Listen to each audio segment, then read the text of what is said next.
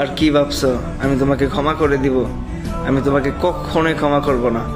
যতক্ষণ পর্যন্ত আমি এই পৃথিবীতে বেঁচে আছি, এক সেকেন্ড আমি তোমাকে কখনো ক্ষমা করব না। নবী করিম সাল্লাল্লাহু আলাইহি সাল্লাম কিন্তু এটাও বলছেন যে মান গাসসা ফালাইসা মিন্নি, যে ধোঁকা দেয় সে আমার উম্মত না। তুমি মনে রাখিও, তুমি আমাকে ধোঁকা দিয়েছো, তুমি আমাকে কষ্ট দিয়েছো। তুমি ভেবেছো 2 রাকাত নামাজ পড়ে আল্লাহর কাছে কান্না করে বলবো আল্লাহ ক্ষমা করে দিবে? তুমি আমার পুরো ফ্যামিলিটাকে নষ্ট করে দিয়েছো। তোমার জন্য কত কিছুই না করলাম, আমার লাইফটাই তোমার জন্য শেষ করে দিলাম পুরা।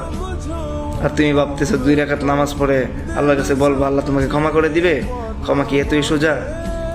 যদি কেউ আমাকে কুবিয়ে কুবিয়ে হত্যা করতো তারপরও আমি এতটা কষ্ট পেতাম না। যতটা কষ্ট দিয়েছো কখনোই আমি ভুলে যাব না, কখনোই আমি তোমাকে ক্ষমা করব না।